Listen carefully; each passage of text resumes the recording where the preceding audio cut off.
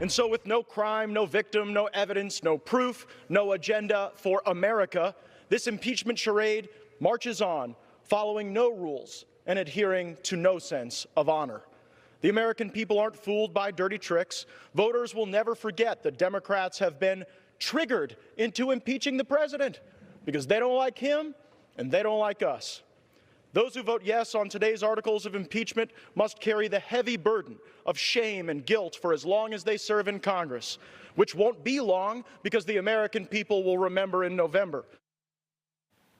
Congressman Matt Gaetz, he was a warrior for the president. He is for his district and for the country, and I'm thrilled that he's on Newsmax tonight. Congressman Gaetz, welcome. How are you, sir? I'm good, and my prediction was true. Some of the Democrats on the House Judiciary Committee who heard that speech were defeated in this last election. It turned out that impeachment for House Democrats was the poison pill that we predicted it would be.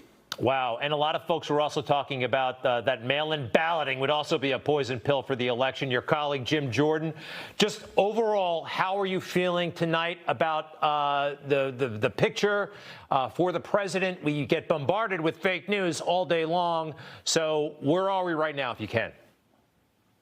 Well, I've spoken to the president recently, and he is built for the battle. He understands that if we don't fix these problems now, Republicans may never win another election again. Now, we know that dead people don't always vote, but when they do, they most certainly prefer to vote by mail. And as we've bounced the number of voters in some of these swing states off of the National Change of Address database, we're also seeing tens of thousands of illegal votes cast where people in Georgia, Pennsylvania, Arizona literally manifested their intent to move out of those states and then cast ballots in those states that were counted. And there's another piece of data. You know, I prefer the data over the anecdotes. In the state of Pennsylvania, there's something called the Dorothy effect in the data. In the year 2020, more people over the age of 90 registered to vote than in the 4 years previously combined. Now, either you have to believe that in the middle of a pandemic, there was this explosion of interest in people over the age of 90 and registering to vote,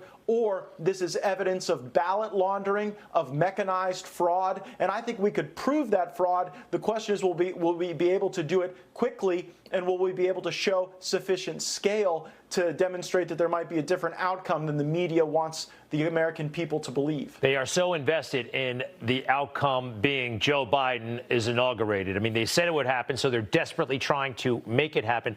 Can you take us through a little bit more in detail what happened with the ruling in Pennsylvania? I understand all the ballots that came in after Election Day that were segregated. I think they have said that they are invalid.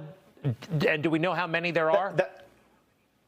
Well, we know that a judge in Pennsylvania has ruled that the state's chief elections official exceeded their authority when they chose to authorize these additional ballots. Now, those ballots I don't think are the ballots that were counted in the tallies that have been publicly reported showing the current distance between Trump and Biden.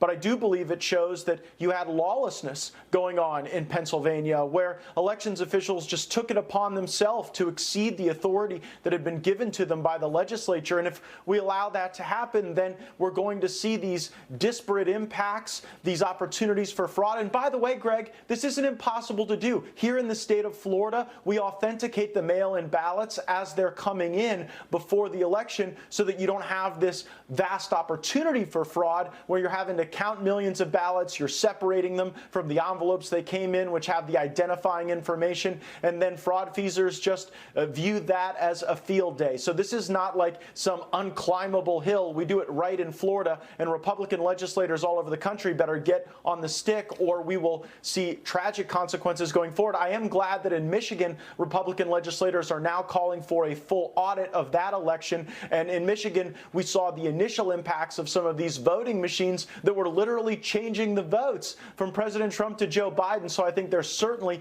sufficient predicate evidence for a more thorough investigation in that state as well. You mentioned Florida. Florida, we called it here 8 o'clock at night, and you do have your act together with mail-in ballots. You've been doing it for a long time. Is it possible, because I saw the mainstream media get very sad, they went very dark very quick after Florida turned out the way it did, that other states kind of got the message, and we better slow things down. And they did, as you know, stop the voting in several key locations. Was that as a result of the results in Florida for the president, do you think, on some level? Yeah, I can't speak to that. I do know that Florida was over well before many in the mainstream media were willing to acknowledge that fact. And I do think that on the West Coast, we might have seen greater enthusiasm, greater turnout from some of the president's voters if you'd seen proper earlier calls in Florida, North Carolina. But the real message in Florida, what a difference a popular governor makes. You know, we got a popular governor in Florida. We won it. Maybe the Republican governor in Arizona could have had a little higher popularity and could have helped the president a little more. Congressman Matt Gaetz, it's obviously not over. We're glad you're on the case. Thanks very much. Come back soon, okay? Thank you. Enjoyed it. Okay, take care now. Newsmax TV is now America's fastest growing cable news channel. We give you the real news you need. So subscribe to our YouTube channel and give us a thumbs up. If you like this video, share it with your friends. Newsmax TV streams live on YouTube for free. Newsmax TV, real news for real people.